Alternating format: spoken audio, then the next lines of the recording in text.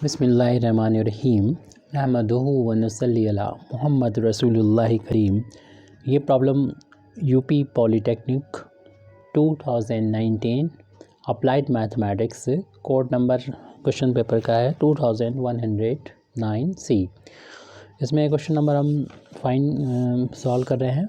Question number 5 का बा वाला पार्ट इसको सॉल्व कर रहे हैं। डी वाई व D X minus Y tan x is equal to E to the power x को हल करो। ये एक लीनियर डिफरेंशियल इक्वेशन है जिसको हम पहले तो इसको नोट कर लेते हैं। D Y over D X minus bracket यहाँ पर लगाने का कोई मतलब नहीं है, minus Y tan x is equal to E to the power x। इस लीनियर डिफरेंशियल इक्वेशन की कंपेयर कर देंगे स्टैंडर्ड लीनियर डिफरेंशियल इक्वेशन से। D Y over D X plus P Y is equal to Q. तो इतना अगर हो जाता है तो हम लोग जानते हैं कि इस डिफरेंशियल इक्वेशन का सोल्यूशन फाइंड करने के लिए हम इंटीग्रेटिंग फैक्टर फाइंड करते हैं जो कि होती है ई टू द पावर, यानी वाई का जो कोएफिशिएंट पी होता है डी एक्स जो इंडिपेंडेंट वेरिएबल है उसके रिस्पेक्ट में इंटीग्रेट कर देते हैं। और इस डिफरेंशियल इक्वेशन का सोल्यूशन होता है Y into integrating factor is equal to integration of Q into integrating factor to D X plus का सी। ये इसका सोल्यूशन होता है गिवन डिफरेंशियल इक्वेशन का। यानी हमें ज़रूरत होगी पी की और क्यू की, तो इसलिए हम इस डिफरेंशियल इक्वेशन की जब इससे कंपेयर करेंगे तो बाई को कोएफिशिएंट यहाँ पर हमें नज़र आ गया पी माइनस का tan x है और राइट हैंड साइड में जो है क्यू वो e to the power x है। इससे हम इंटीग्रेटिंग फैक्टर की वैल्यू को फाइंड कर सकते हैं। इंटीग्रेटिंग फैक्टर होता है e to the power p d x, जैसे कि फार्मूला वहाँ लिखा है, और पी की वैल्यू माइनस का tan x है और हम यहाँ से माइनस को बाहर ले लेंगे। सिर्फ हमें tan x का इंटीग्रेशन करना होगा और हम लोग जानते हैं कि tan का इंटीग्रेशन माइनस का log ऑफ cos x होता है, या फिर आप log sec x भी लिख सकते हैं। और माइनस माइनस ये प्लस हो जाएगा, e to the power log of cos x हो जाएगा। और हम लोग जानते हैं e की पावर अगर log fx है यानी कोई फंक्शन हो तो ये fx के इक्वल ही आ जाएगा, यानी e से log हट जाएगा तो ये वैल्यू ओनली आ जाएगी, cos x के इक्वल आ जाएगी। ये इंटीग्रेटिंग फैक्टर की वैल्यू है। जब हमें इंटीग्रेटिंग फैक्टर मिल गया तो हम इस फार्मूले का यूज़ करते हुए इसका सोल्यूशन फाइंड कर सकते हैं। Therefore solution of given differential equation is y into integrating factor is equal to q into integrating factor D X plus C. अब यहाँ पर इंटीग्रेटिंग फैक्टर की वैल्यू cos x फाइंड कर चुके हैं और q की value e to the power x है into cos x D X plus का सी। इसका वैल्यू को डायरेक्ट या तो फार्मूला में मालूम होना चाहिए या फिर हम इसको अलग से सॉल्व करके इस इक्वेशन नंबर 1 में पुट कर देंगे। तो इस वैल्यू को हम अभी आई मान लेते हैं और इसको अलग से इंटीग्रेट करना होगा, क्योंकि ये ऐसा फंक्शन है कि अगर हम इसको फर्स्ट और सेकंड मानेंगे तो फिर रिपीट होके यही आ जाएगा 2 बार इंटीग्रेट करने के बाद, क्योंकि इंटीग्रेशन तो कभी इसका ख़त्म होगा नहीं, तो वो एक साइकिल बन जाएगी जिसका हम यूज़ करेंगे और इसको वैल्यू को फाइंड करेंगे।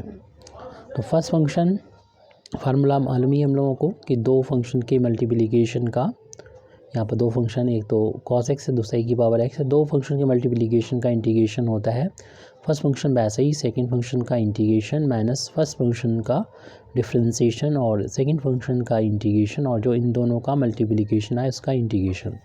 तो फर्स्ट फंक्शन हमारा cos x है, इसको ऐसे लिखा e की पावर x का इंटीग्रेशन e की पावर x होता है माइनस फर्स्ट फंक्शन का डिफरेंशिएशन यानी cos का डिफरेंशिएशन जो कि माइनस का sin x होता है, और सेकंड फंक्शन का इंटीग्रेशन e की पावर x और जो भी आया उसका इंटीग्रेशन। और एक इसमें कांस्टेंट नहीं ऐड किया जाएगा क्योंकि कांस्टेंट तो फर्स्ट ऑर्डर का डिफरेंशियल इक्वेशन है, तो एक ही कांस्टेंट वो ऐड हो चुका है। तो यहाँ पर सिर्फ हमें इंटीग्रेट करना होगा इस तरीके से, माइनस माइनस प्लस हो जाएगा। I is equal to E to the power x को पहले लिख दिया जाए into cos x minus minus plus हो गया, और यहाँ पर जो बचा हुआ हमारे पास sin x into e to the power x d x, इसको दोबारा से इसको फर्स्ट फंक्शन और इसको सेकंड फंक्शन मान लेंगे। तो अगली बार हम जब इंटीग्रेट करेंगे यानी इस बार करेंगे तो वही आई हमारे पास रिपीट हो जाएगा जैसा कि हमने पहले बोला था।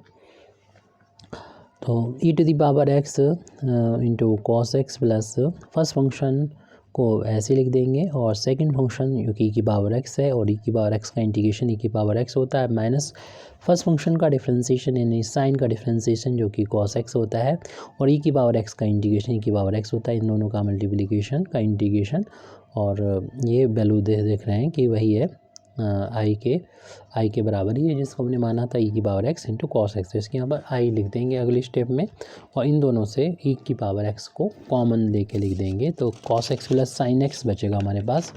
तो आई इज इक्वल टू ई की पावर एक्स को कॉमन लेने पर कॉस एक्स प्लस का साइन एक्स और इस पूरी वैल्यू को हमने आई माना, आई को उधर ट्रांसपोज किया तो आई प्लस आई हो जाएगा।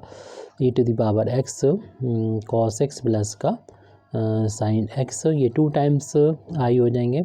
E to the power x into cos x plus cos x into sine x और यहाँ से हम आई की वैल्यू को फाइंड करेंगे तो 1/2 ई to the power x into cos x plus का साइन एक्स और ये वैल्यू जब हम फाइंड कर लेंगे तब उठा के इक्वेशन नंबर 1 में पुट कर देंगे जैसे कि हमने पहले बोला था कि आई की वैल्यू पुट कर देंगे। और आई एक्चुअल में वहाँ पर नहीं माना था, बाद में माना था तो आई की वैल्यू थी क्या ई की power x into cos x थी जिसका इंटीग्रेशन आ चुका है 1/2 ई टू द पावर एक्स। इसके लिए फार्मूला होता है, डायरेक्ट फार्मूले का भी यूज़ करते हुए इसकी वैल्यू को इतनी फाइंड कर सकते हो, वहाँ रख सकते हैं। तो अब यहाँ पर लिख देते हैं putting this value in equation number 1। तो 1 में इक्वेशन नंबर 1 में पुट करेंगे तो वहाँ पता y into cos X is equal to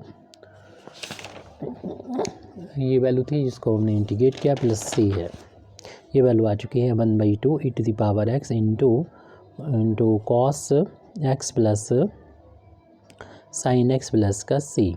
अब इसमें कॉस एक्स से डिवाइड कर देंगे तो y की वैल्यू हो जाएगी 1/2 ई to the power x cos x plus sine x upon cos x plus C भी डिवाइड हो जाएगा कॉस एक्स से। तो जब इसको अलग अलग करेंगे तो y is equal to 1/2 E to the power x cos अपन कॉस करेंगे तो ये वैल्यू 1 हो जाएगी और साइन अपन कॉस करेंगे तो ये वैल्यू हो जाएगी tan x प्लस सी। 1 हम लोग जानते हैं कि कॉस की वैल्यू sec x के बराबर, आंसर हम यहाँ पर भी छोड़ सकते थे या फिर आप जैसे cos x से डिवाइड करके y की value in terms of x भी बता सकते हैं। Thank you very much Indeed for listening me व आखिर दावाना अल्हम्दुलिल्लाहि रब्बिल आलमीन।